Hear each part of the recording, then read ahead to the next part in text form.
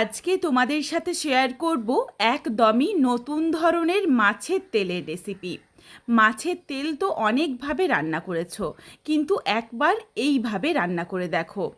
গরম ভাতের সাথে এই রান্নাটা থাকলে আর অন্য কিচ্ছু দরকার হয় না, নিমেষেই সব ভাত শেষ হয়ে যায়। বন্ধুরা, বাড়িতে অবশ্যই একবার হলেও এই রান্নাটা করে আমায় কমেন্ট করে জানাতে ভুলো না রেসিপিটা তোমাদের কেমন লাগলো। নমস্কার বন্ধুরা, শুভমিতা ব্লগে সবাইকে স্বাগত জানাই। তাহলে চলো আজকে রেসিপি দেখে নেওয়া যাক। তবে কেউ স্কিপ করো না, স্কিপ করলে আমি কি পদ্ধতিতে রান্নাটা করলাম বা কখন কোন মশলার কিভাবে কতটা পরিমাণেই ব্যবহার করলাম বা কোন পদ্ধতিতে রান্নাটা করলাম সেটা তোমরা মিস করে যাবে। তখন হয়তো রান্নাটা খেতে এতটা ভালো হবে না। এখানে আমি প্রথমেই বেশ কিছু সবজি একই রকমভাবে টুকরো করে নিয়েছি। এখানে আমি আমার পছন্দ মতো সবজি নিয়েছি, তোমরা কিন্তু তোমাদের পছন্দ মতো যে কোনো সবজি নিতে পারো, আর হাতের কাছে যেটা থাকবে না সেটা বাদ দিয়েও এই রান্নাটা করতে পারো। এখানে যেমন আমি নিয়েছি আলু, বেগুন, পটল, ঝিঙে, এই সবজিগুলোই নিয়েছি। ধুয়ে পরিষ্কার করে সমস্ত সবজি একসাথে রেখে দিয়েছি, আলাদা করে রাখারও দরকার নেই। বেশ কিছুটা পরিমাণে কাতলা মাছের তেল আর ডিম নিয়ে নিয়েছি। মাছের তেলটা একবার জল দিয়ে ভালোভাবে ধুয়ে নিয়েছিলাম। এরপর দেখো ঠিক এইভাবে নাড়িগুলো টেনে টেনে বের করে নেব। নাড়িগুলো টেনে বার করে আবারও একবার ভালোভাবে পরিষ্কার করে ধুয়ে নিয়েছি। যেটুকু জল ছাড়বে এই জলটা অবশ্যই ভালোভাবে চেপে ফেলে দেব।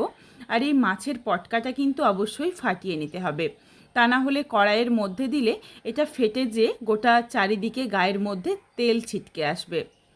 এরপর মিক্সিং জারে নিয়েছি খুবই সামান্য একটু হাফ ইঞ্চের মতো এক টুকরো আদা, প্রায় 6-8 কোয়ার মতো রসুন, আর বেশ কয়েকটা 6-7টা ঝাল ঝাল কাঁচা লঙ্কা। এখানে তোমরা যেমন ঝাল খাবে সেই বুঝে কাঁচা লঙ্কাটা নিয়ে নিও, তবে এখানে আমি সামান্য একটু গুঁড়ো লঙ্কারও ব্যবহার করব। ধুয়ে পরিষ্কার করে জল ঝরিয়ে রাখা মাছের তেলের মধ্যে প্রথমেই দিয়ে দিলাম স্বাদ অনুযায়ী লবণ, অল্প একটু হলুদের গুঁড়ো, লঙ্কার গুঁড়ো, ধনের গুঁড়ো, জিরের গুঁড়ো।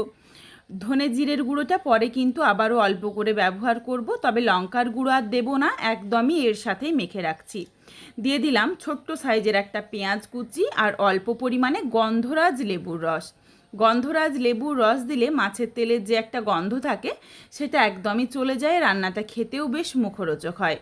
আর এরই সাথে দিয়ে দিলাম যেই মশলাটা একটু দানা দানা করে বেটে রেখেছিলাম।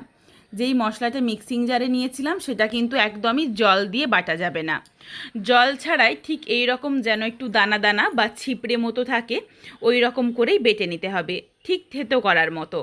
তারপর ওই থেতো করা মশলা দিয়ে সমস্ত কিছু হাতে করে ভালোভাবে মাছের তেল আর ডিমের সাথে মেখে নিয়েছি। এটা প্রায় 10-15 মিনিটের জন্য একটু রেস্টে রাখবো, যাতে এই মশলাগুলো ভালোভাবে এই মাছের তেল বা ডিমের মধ্যে ঢুকে যায়। কড়াই গরম করে প্রথমেই কিছুটা পরিমাণে সর্ষের তেল দিয়েছি। তেলের পরিমাণ তোমরা চাইলে আরও কম বা বেশি করে নিতে পারো। তেল গরম হয়ে যাওয়ার পর ফোড়নে দিয়েছি শুকনো লঙ্কা আর অল্প পরিমাণে 5 ফোড়ন। নাড়াচাড়া করে ফোড়নটা ভেজে নিয়েছি। তারপর দিয়ে দিলাম পেঁয়াজ কুচি। পেঁয়াজটা বেশ একটু মোটা মোটা করে কেটে নিয়েছি। পেঁয়াজটা দিয়ে নাড়াচাড়া করে হালকা লাল করে পেঁয়াজটাকে একটু ভেজে নেব। পেঁয়াজের মধ্যে দেখো যখন সুন্দর একটা লালচে রং ধরেছে, ঠিক এই সময় যে সবজিটা কেটে রেখেছিলাম সমস্ত সবজি একসাথে দিয়ে দেব। এই রান্নাতে আলাদা আলাদা করে সবজি ভাজার দরকার নেই। পুরো সবজিটা দেওয়া হয়ে গেলে সবজির স্বাদ অনুযায়ী লবণ দিয়ে ভালোভাবে মিশিয়ে নিচ্ছি। আর বেশ এই সবজিটা একটু ভাজা ভাজা করে নেব। লবণ দেওয়ার জন্য বেশ কিছুটা জল ছাড়বে, সেই জলটাকে ভালোভাবে শুকিয়ে নেব। এখন ঢাকনা দিচ্ছি না, ঢাকনা ছাড়াই গ্যাসের ফ্লেম হাইতে করে সবজিগুলো ভেজে নিয়েছি। সবজির মধ্যে দেখো বেশ একটা লালচে রং ধরেছে, এখনও কিন্তু সবজিগুলো সেদ্ধ হয়নি, শুধুমাত্র ভাজা হয়েছে। সবজি যখন ভাজা হয়ে গেছে তারপর দিয়ে দিয়েছি মাঝারি সাইজের একটা টমেটো কুচি আর পরিমাণ অনুযায়ী হলুদের গুঁড়ো, অল্প পরিমাণে ধনে আর জিরের গুঁড়ো। গুঁড়ো মশলাগুলো দিয়ে সমস্ত কিছু নাড়াচাড়া করে ভালোভাবে আবারও একবার মিশিয়ে নিয়েছি। মেশানো হয়ে গেলেই এর সাথে মশলা দিয়ে মেখে রাখা মাছের তেল আর ডিমটা দিয়ে দিচ্ছি। তোমাদের হাতের কাছে যদি মাছের ডিম না থাকে অবশ্যই বাদ দিতে পারো। এই রান্নাটা কিন্তু শুধু মাছের তেল দিয়ে করলেই আরও ভালো লাগবে। তবে এখানে ডিমটা ছিল বলে আমি ডিমটাও অ্যাড করে দিয়েছি। মাছের তেল আর ডিম দিয়ে ভালোভাবে মিশিয়ে নিয়ে এরপর কিছুক্ষণের জন্য ঢাকনা দিয়ে ঢেকে রাখবো, যাতে যেটুকু চর্বি ছিল সেটা গলে গিয়ে তেলটা ছাড়তে শুরু করে। তবে যদিও এখানে মাছের ডিম রয়েছে, এই জন্য এমনিতে মাছের তেল রান্না করলে যেমন প্রচুর পরিমাণে তেল ছেড়ে আসে রান্না করার পরও, সেটা কিন্তু হবে না। মাছের ডিম রয়েছে বলে মাছের ডিমেই কিন্তু পুরো তেলটাই টেনে নেবে। দেখো এখন যেটুকু তেল মনে হচ্ছে, রান্নাটা হওয়ার পর দেখবে মাছের ডিমের মধ্যেই পুরো তেলটা টেনে নিয়েছে। এখনই দেখো বেশ অনেকটা কম মনে হচ্ছে। বেশ দেখো মাছের তেল আর ডিমটা দেওয়ার পর হালকা করে একটু ভেজে নিয়েছি। তারপর এখানে আমি খুবই অল্প পরিমাণে একটু শাক দিয়ে দিলাম। এখানে তোমরা চাইলে শাক দিতেও পারো, না চাইলে বাদও দিতে পারো, সেটা অবশ্যই তোমাদের পছন্দ মতো। শাক দিয়ে নাড়াচাড়া করে মিশিয়ে নিয়ে আবারও গ্যাসের ফ্লেম লোতে করে কিছুক্ষণের জন্য ঢাকা চাপা দিয়ে রান্নাটা করব, যাতে ভালোভাবে এটা সেদ্ধ হয়ে যায়। এই রান্নাতে এক ফোঁটাও জলের ব্যবহার করব না। জল দিলে কিন্তু খেতে ভালো লাগে না। জল ছাড়াই একটু সময় নিয়ে সবজিগুলো আঁচ কমিয়ে এরপর সেদ্ধ করে নিতে হবে।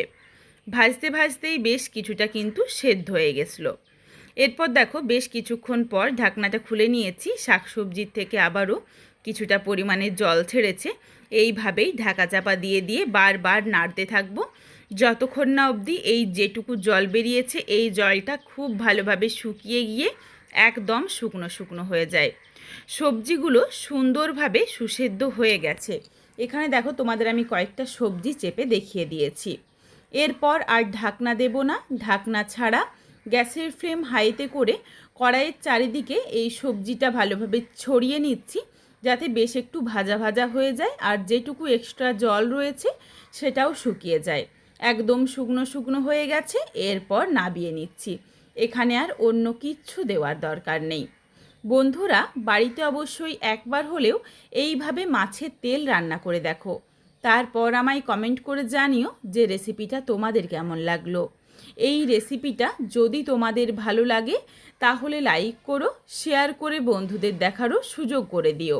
তোমরা যদি আরও এই ধরনের নিত্য নতুন ঘরোয়া রেসিপি দেখতে চাও তাহলে অবশ্যই আমার চ্যানেলটিকে সাবস্ক্রাইব করে পাশে থাকা বেলটি অন করে অল নোটিফিকেশন অন করে দিও, যাতে আমার প্রত্যেকটা রেসিপির নোটিফিকেশান সবার প্রথমে তোমাদের কাছে পৌঁছে যায়। আবারও খুব তাড়াতাড়ি হাজির হচ্ছি নতুন কোনো এক ঘরোয়া রেসিপি নিয়ে। পরবর্তী রেসিপি দেখার আমন্ত্রণ রইল।